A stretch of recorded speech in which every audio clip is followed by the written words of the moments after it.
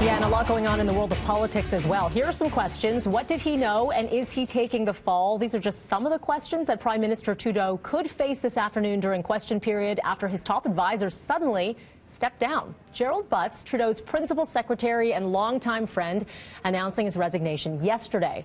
Now, this comes amid allegations that the Prime Minister's office pressured former Attorney General Jody Wilson-Raybould to help SNC-Lavalin avoid criminal prosecution. The Quebec-based engineering firm is facing corruption and bribery charges in relation to contracts in Libya. Butts denies the accusations. The opposition, however, calling for a public inquiry and wants both Butts and Wilson-Raybould to testify. The Liberals have so far blocked that.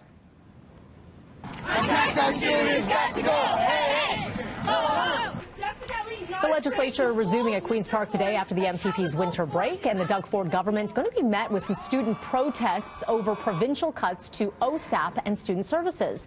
Student groups plan to meet right out here at Yonge Dundas Square at 11 this morning and then march for a noon rally to Queen's Park. It's one of several demonstrations planned today right across the province.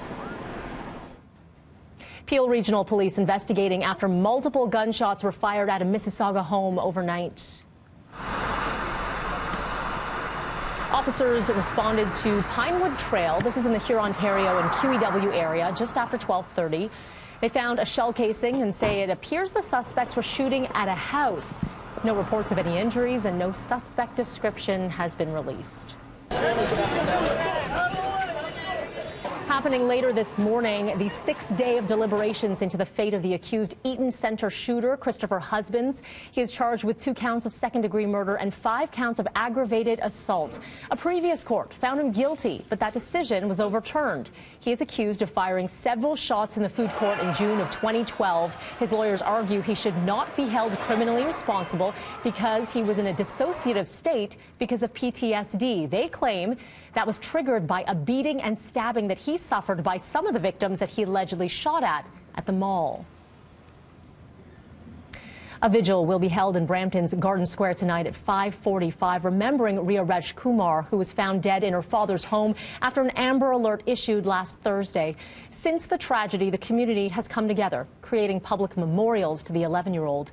41-year-old Rupesh Rajkumar has been charged with first-degree murder, is expected in court once he is medically cleared. He remains in hospital for a self-inflicted gunshot wound. A visitation for Ria will happen tonight at the Lotus Funeral and Cremation Center between 7:30 and 10. Funeral services will be happening tomorrow morning at 9.